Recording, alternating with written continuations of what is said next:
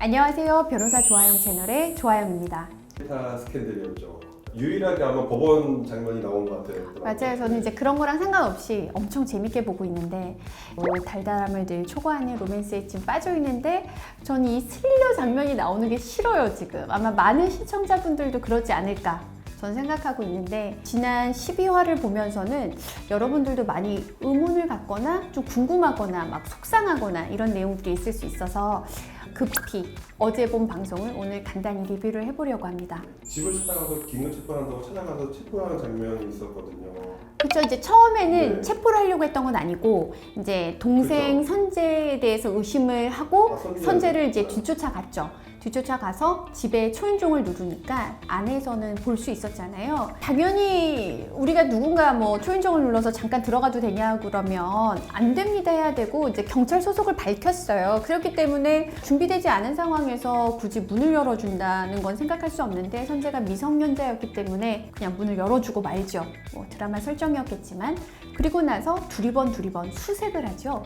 당연히 수색을 함에 있어서는 압수수색 영장이 없이는 안 되는데 나중에 이에 대해서는 희재 엄마가 너 영장 없는 압수수색하지 않았느냐 이제 그런 이의를 제기하는데 100번 맞는 말이었습니다. 체포는 적법했을까요? 그 당시에? 경찰에 도착해서 어떤 체포가 이루어졌는지 얘기가 나오는데요. 이 사건은 희재에 대한 긴급 체포가 이루어졌던 사안입니다. 수사기관에서 체포를 함에 있어서는 원칙적으로 영장에 의한 체포가 이루어져야 됩니다. 그런데 영장 없이 예외적으로 이제 체포를 할 수 있는 경우는 긴급 체포와 현행범 체포가 있을 수 있는데요. 이 사안에 대해서는 긴급 체포가 이루어졌어요. 긴급 체포는 형사소송법 제200조의 3에서 규정하고 있는데 범죄가 중대하고 그 체포의 필요성이 인정되고 영장을 받을 수 없을 만큼 다급한 이제 긴급성이 인정돼야 됩니다. 그런데 이제 희재의 경우에는 드라마가 진행되면서 상황은 이제 나왔었죠. 그러니까 희재가 그 살인범이라는 의심을 갖게 할 만한 상황은 계속 있었지만 이 사건에서 지금 수사관이 확보한 증거는 그 살인 현장에서 그 희재가 있었다라는 CCTV 외에는 직접적인 증거는 하나도 존재하지 않습니다. 긴급 체포가 이루어져서 지금 더 의문이고요. 체포의 필요성이 인정되기 위해서는 조사를 받으라고 여러 차례 소환을 했는데도 불구하고 뭐 소환에 응하지 않거나 그렇다는 거는 이제 수사에 협조적이지 않고 도주 우려가 있다고 판단할 수 있는데 이 사안의 경우에는 희재에게 어떤 조사를 받으라는 연락이 가거나 뭐 그런 경우가 한 번도 없었잖아요. 그렇기 때문에 긴급 체포의 필요성은 판단하기엔 좀 부적절하지 않았나라는 생각은 듭니다. 이제 아마 영장실질심사에서 구속 여부를 판단하게 될 텐데요. 일단 긴급 체포 자체만 보더라도 저는 과연 적법했을까 이런 의문을 제기할 수 있습니다. 그 영장 실질심사 장면이 나왔는데 네. 실제 모습하고 얼마나 좀 비슷하거나 다른지 일단 변호인과 그 피의자가 출석을 했고요. 아마 그 방청석처럼 되어 있는 곳에 형사가 앉아 있었던 걸로 기억하는데요. 그것은 실제하고 동일합니다. 드라마에서는 이제 검사가 직접 나와서 이거 영장이 발부가 필요하다는 필요성을 이제 구두로 법원에 얘기하는 장면이 나오는데 이 모습은 현실하고는 좀 차이가 있습니다.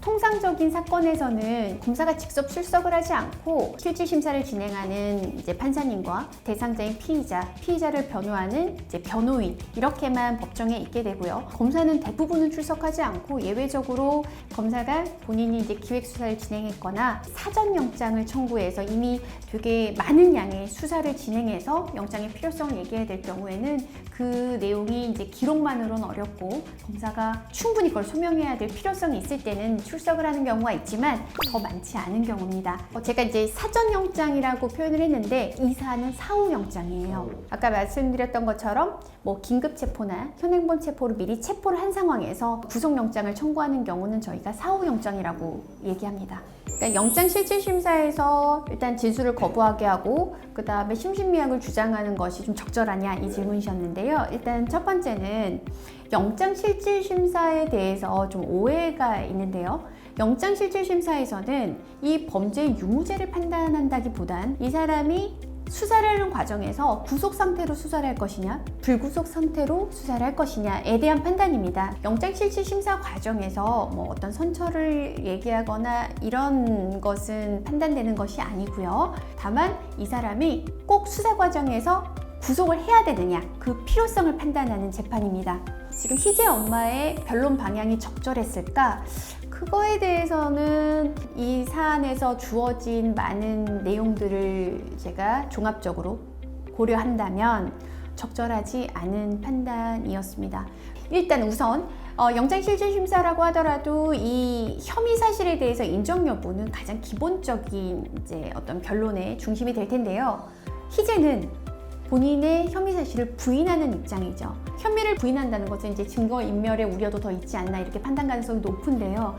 이 사안 같은 경우는 명백히 제출하고 있는 증거만으로는 혐의가 인정되기 어렵기 때문에 오히려 그 부분에 대한 변론에 집중하는 것이 맞아서 일단 혐의 인정 여부에 대해서 본인이 목격자라는 그런 입장을 분명히 하면서 부인하고, 다만 오히려 주력해야 될 부분은 희재의 경우에는 이제 미성년자로서 사실상 좀 정신적으로 치료를 받았던 진단서라든지 소견서는 존재하는 걸로 보이니까 향후 수사 과정에서 이제 피의자인 희재가 안정적으로 적극적으로 수사에 조력할 것을 확약하면서 법원으로 하여금 이후 도주의 우려나 증거인멸의 우려가 없다라는 것에 대한 신뢰를 갖게끔 변론하는 것이 보다 전 적절하다고 판단을 합니다.